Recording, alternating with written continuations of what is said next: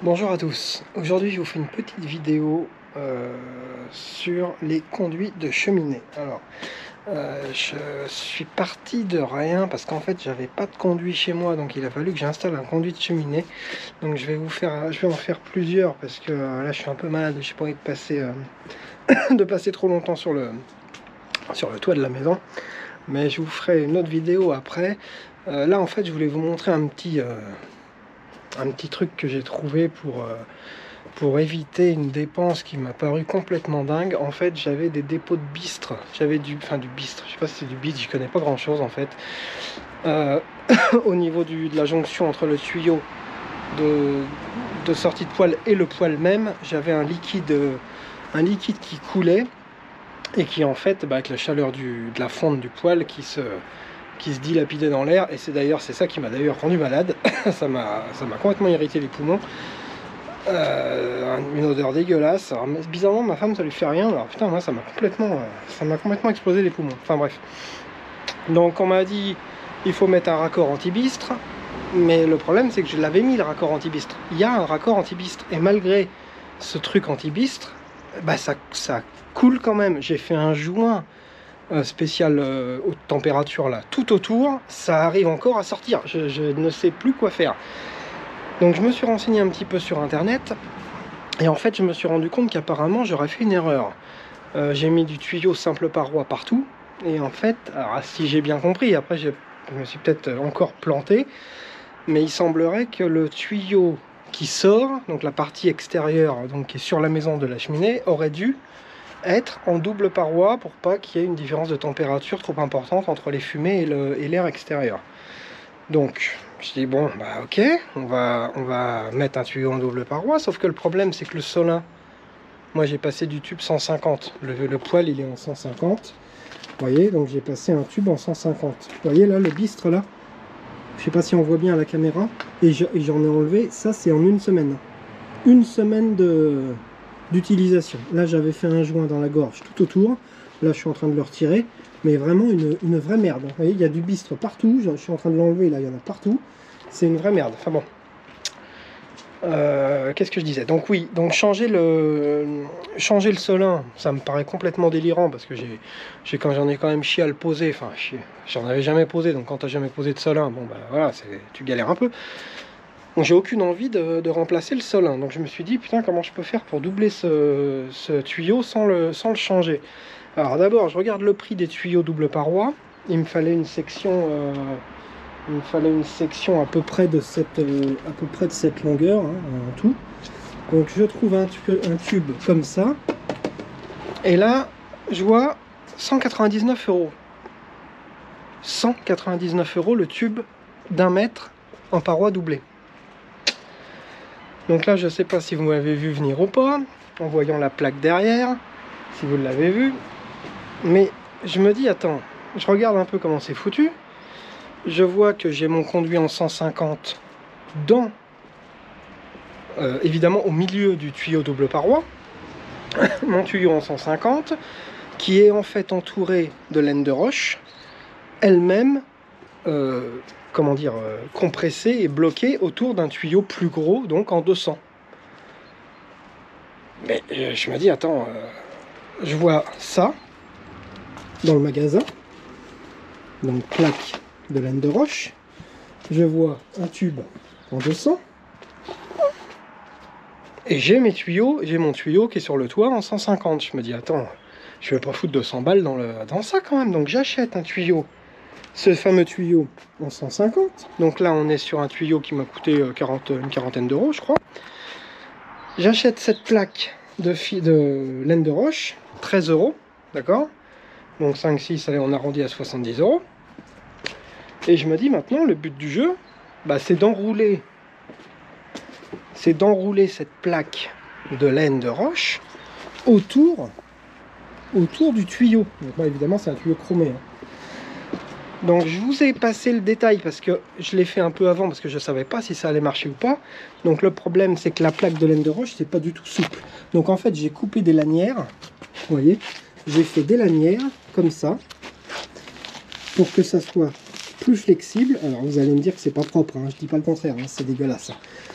Enfin, c'est dégueulasse. C'est pas un travail hyper propre, hein. C'est pas le truc le plus... mais au final, moi, ce que je vois, c'est ça. Alors, je sais pas si d'ici vous voyez bien, mais je me retrouve avec exactement exactement la même chose. Bon, là j'ai pas fini, hein. Je vais l'enquiller un peu plus haut parce que j'ai besoin d'avoir accès quand même au... Vous voyez, l'autre il est là. J'ai besoin d'avoir accès quand même à celui-là pour le connecter sur le tuyau existant. Ça va être posé sur le solin. Et j'ai gagné et j'ai économisé... bah, je vous dis, ça m'a coûté 70 €, donc j'ai économisé 129 € quoi. Voilà.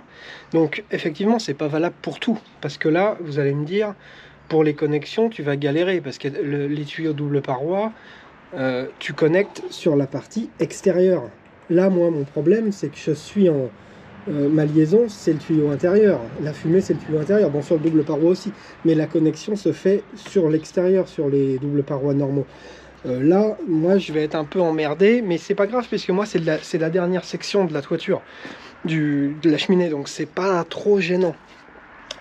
Maintenant, le faire en entier sur un truc complet, ouais, si, en fait, si, c'est faisable. Il suffit de laisser dépasser, comme j'ai fait là, il suffit de laisser dépasser le deuxième un petit peu, vous faites la connexion avec votre tuyau, vous baissez la deuxième partie, et ainsi de suite sur les suivants. Donc en fait, si, c'est même faisable sur une longue, voilà, sur une longue distance. Donc bon, je dis pas que c'est une solution, attention, hein, je dis pas que c'est super, hein. Évidemment qu'un tuyau double paroi fait en usine manufacturée, ça sera forcément de meilleure qualité. Mais moi, je suis désolé, quand je vois ça, bah, je suis spécialement mécontent. Et encore là, je me suis pas trop fait chier. Il y a une partie où c'est un petit peu en biais, je vais essayer de rectifier un petit peu ça.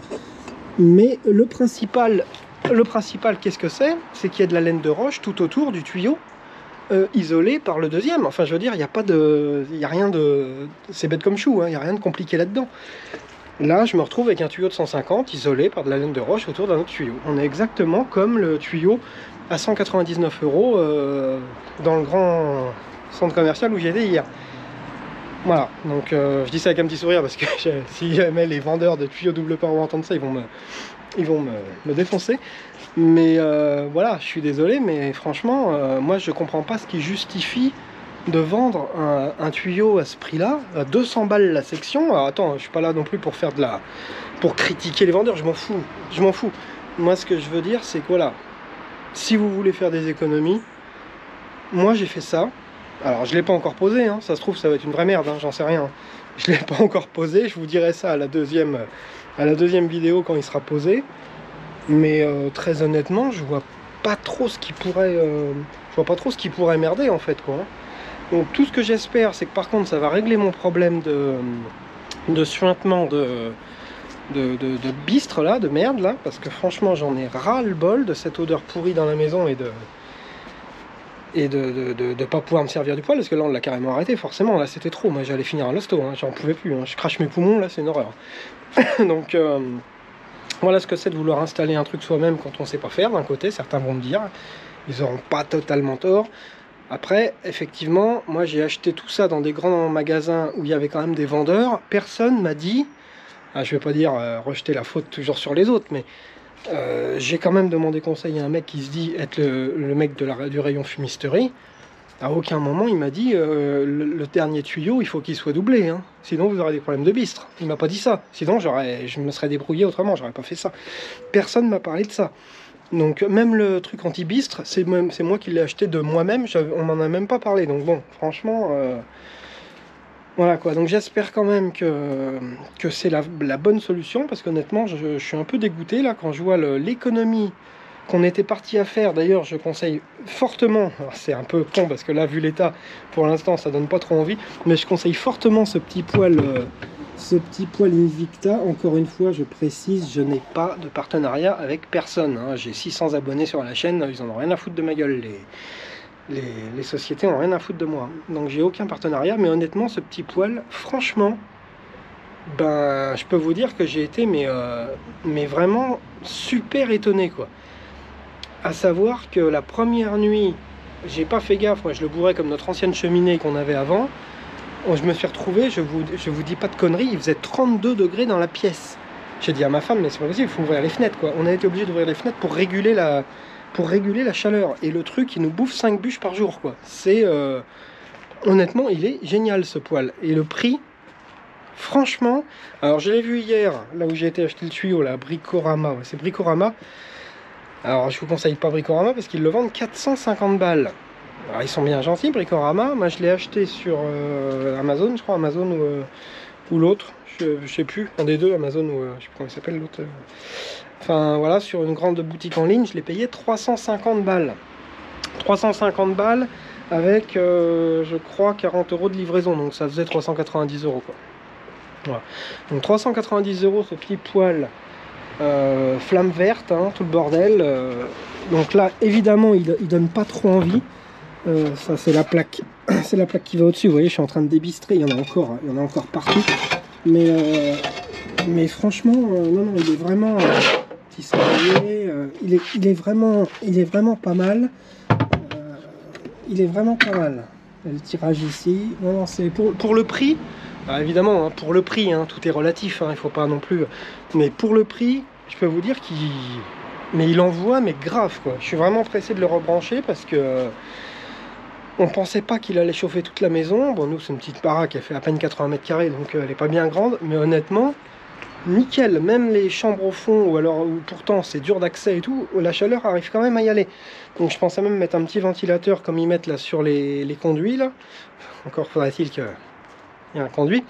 Mais ouais, ça pourrait être sympa. Bon, bref, je vous raconte pas ma vie. Voilà, c'était le but de la vidéo, c'était surtout de vous montrer cette... Alors, je sais pas si c'est une invention de génie ou la plus grosse connerie du monde, mais voilà. En attendant, pour le moment, moi, je suis pas trop mécontent. On va voir à l'usage. Pour l'instant, j'ai l'impression d'avoir trouvé un truc économique et qui méritait de faire une vidéo. Maintenant, ne m'allumez pas trop sur les commentaires. Hein. C'est juste parce que acheter un tuyau à 200 balles, franchement, ça me faisait chier. Voilà, c'était ça le truc en fait. C'est que je comprenais pas le prix et j'avais tous les éléments sous les yeux. Je me suis dit, mais attends, on va le faire soi-même le truc. Voilà. Bon, je vous laisse pour cette fois. Je pose ça et après je vous emmènerai sur le toit de la baraque pour vous montrer comment j'ai posé le solin, etc. Si toutefois ça intéresse quelqu'un, parce que moi je cherchais quand je l'ai posé et des vidéos de pose de solin complète, j'en ai pas trouvé là, hein. Malheureusement c'est trop tard, je l'ai posé, mais je pourrais quand même donner des conseils et des trucs à éviter, les conneries à éviter. Voilà, merci à tous, bonne journée, ciao.